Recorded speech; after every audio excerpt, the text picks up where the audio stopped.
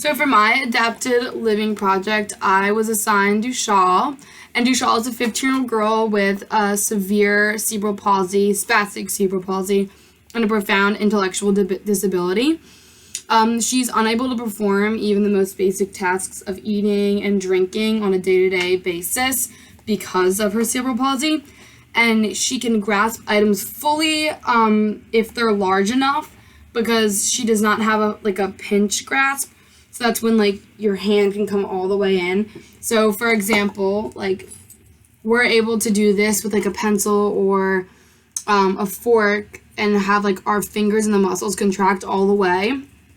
But people with cerebral palsy, because of the way their muscles are formed and the strength and abilities, it might not fully go, like, down.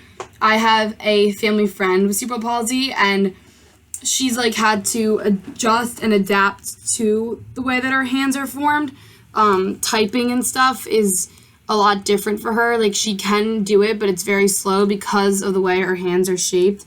But overall, she's able to do most things. It's not as severe, but in this case, DUSHAL, she really can't even get her fingers down that way.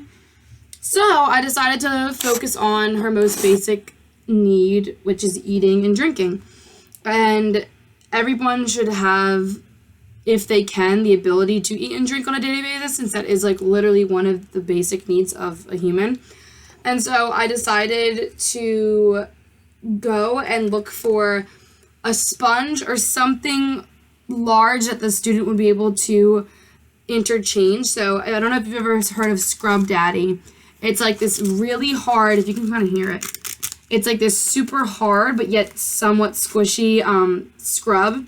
And I thought this would be perfect because I could cut a hole in the top, and because it's so hard, it's able to stick in, like, really well. So I'll show you. So this could be done with also both metal and plastic forks, but basically what I did is I cut a hole in the top with a little saw, and you can go like that, and look, it grasp around. And also it has these little holes here too for extra support if maybe, like, the way that her fingers are shaped, like, she might want to hold it like that, which I also love about it.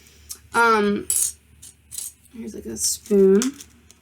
And you can use metal, but I decided if it was in my day-to-day classroom, I would keep, like, reusable forks and eating utensils just around so that she can, like, throw them out just for sanitary reasons. But you can also, like, if you were to use a spatula, you could shave the spatula part down, like the handle, so that she can also stick it in here. Basically anything could be put in here. Not even just on the basis of eating.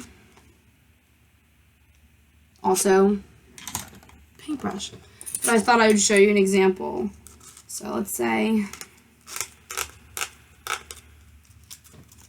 I have butternut squash here right now.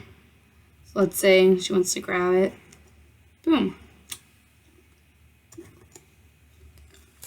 It works really well.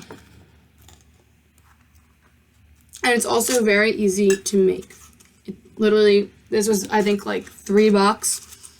And I had a little saw, like a pumpkin carving saw that I used in the top.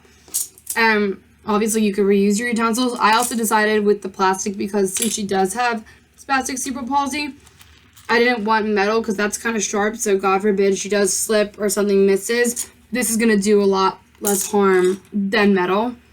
But overall, it's cheap. You can clean it. And it meets all of her fine motor needs.